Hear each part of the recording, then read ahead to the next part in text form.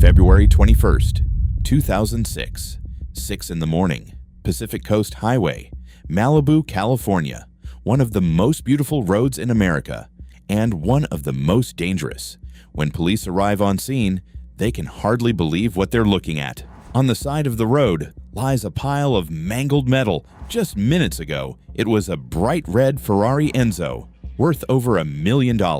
The impact against a power line pole was so violent, the hypercar was literally split in two. The engine torn clean from its compartment, thrown onto the open road. Surviving a wreck like this is physically impossible. And yet, on the side of the road, brushing dust off his expensive suit, stands a man.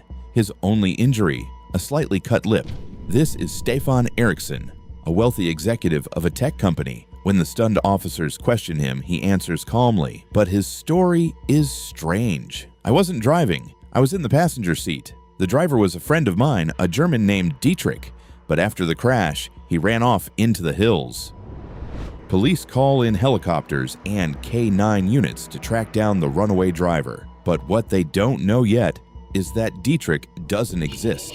This insane crash on a dark highway is just the tip of the iceberg. It's about to expose a $400 million financial scam, unmask a fake police force, and tear the mask off a ruthless Swedish mob boss who decided to con the entire world. Welcome to Greed. Today we break down how one man's ego and greed destroyed an empire in a fraction of a second.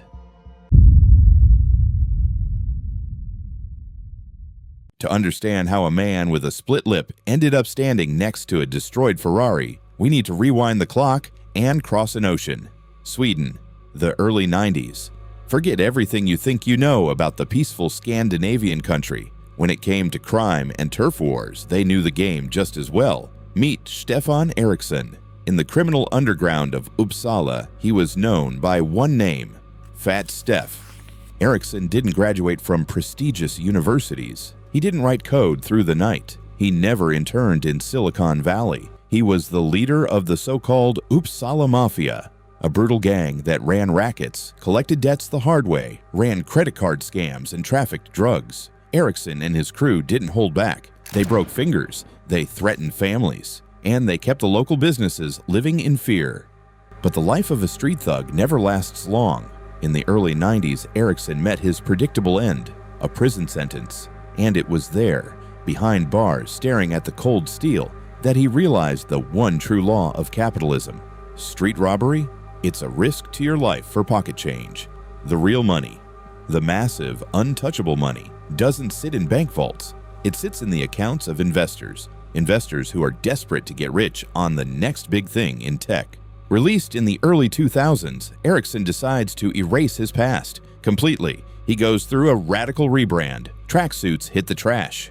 In their place, perfectly tailored Brioni jackets and a Rolex on his wrist. He understands the math. Put a gun to a man's head and you walk away with $100 and 10 years in prison. But put on an expensive suit. Walk into a venture capital firm with a slide deck for a revolutionary gadget, and they will hand you hundreds of millions.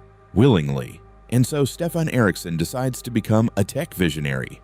Quick pause. If you're enjoying the breakdown, hit subscribe. That's your pass into greed. Now, back to the story. 2001. Eriksson and his partners merge into a company called Tiger Telematics. They announce a product that will, supposedly, change the video game industry forever. Meet Gizmondo, a handheld console designed to crush Nintendo's Game Boy and Sony's upcoming PSP. On paper, it looked like magic. A color screen, a built-in camera, GPS navigation, SMS messaging, online multiplayer. For the early 2000s, this was pure science fiction. Riding this science fiction hype, Eriksson starts vacuuming up investor money across Europe. Tiger Telematics raises over $300 million. And here's where it gets interesting. The console itself, the software, the sales. Leadership couldn't care less. Gizmondo was just a pretty cover. The real business of the company was burning other people's money at an insane, maniacal speed. They open a massive flagship store in London, on Regent Street. one of the most expensive streets in the world. The Gizmondo launch party is held at an elite hotel on Park Lane, and to keep the guests entertained, Eriksson hires Sting, Pharrell Williams, Busta Rhymes, and Danny Minogue. These superstars are paid millions of dollars just to hold a piece of plastic in front of the cameras. And the executives, oh, they didn't forget about themselves. Salaries of several $1,000,000 per year, private jets every single flight, luxury real estate. They burned through cash like there was no tomorrow. Stefan's garage turned into a personal supercar showroom. On the company's dime, he bought a black Ferrari Enzo, a red Ferrari Enzo, and an exclusive Mercedes SLR McLaren, each one close to $1,000,000. This was the peak of greed. A company that sold a pathetic 25,000 units, drowning in losses, was funding a mob boss who lived like an Arab sheikh. It was the perfect golden illusion, and Eriksson was convinced the party would never end. But on February 21st, 2006, the illusion crashed into reality. At full speed, that night, Stefan Eriksson was at a restaurant in Beverly Hills. Heavily intoxicated, he gets behind the wheel of his red Ferrari Enzo. Next to him, in a silver Mercedes SLR McLaren, rides a friend. They pull onto the Pacific Coast Highway and decide to race. Eriksson floors the pedal. The V12 roars. The carbon fiber hypercar accelerates to an insane 200 miles per hour. At that speed, a car covers the length of a football field in a single second. Then, on one of the curves, Eriksson loses control. The car lifts off a small hill. The tires lose grip with the road, and the Ferrari slams sideways into a concrete pole. The sound of tearing metal rips through the night. The Ferrari is cut clean in half. And this is where the real circus begins. When the police arrive, Eriksson, barely standing from alcohol and shock, tells them that story about a driver named Dietrich. The cops launch a helicopter with thermal imaging. They sweep the hills and find no one. Investigators examine the driver's seat. The airbag had deployed. There's blood on it. Blood that perfectly matches the cut on Stefan's lip. But the craziest part, the police find during the search.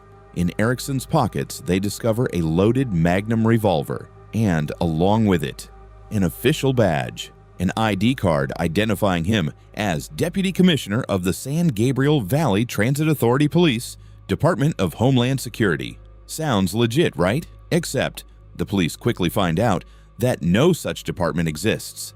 It was a private, illegal, fake police force, one that Eriksson personally funded, just so he could put sirens on his car, carry a gun legally, and flash a badge in front of real cops. A millionaire, a tech visionary, the CEO of a corporation, was standing on the side of the road, drunk, with a fake police badge, lying like a school kid caught red-handed.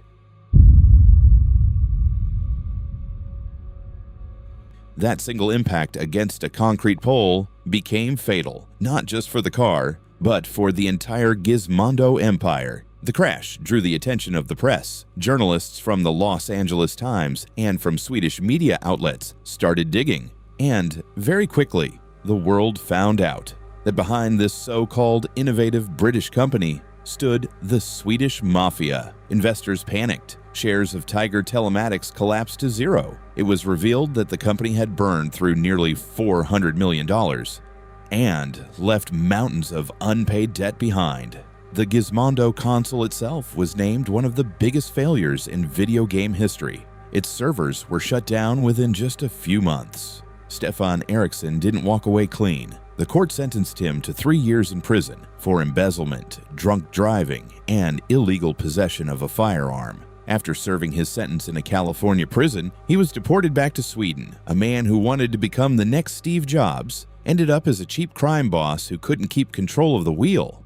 What destroyed him wasn't a bad product. It wasn't competition from Sony. What destroyed him was his own greed and his uncontrolled ego. Eriksson genuinely believed that with millions in investor money and a fake police badge, he was above the law, even above the laws of physics. But one hard push on the gas pedal proved otherwise. The illusion was destroyed in a fraction of a second. In the world of big money, your greatest enemy isn't competitors. It isn't the police. It's your own ego. The moment you start to believe you're untouchable, you've already lost.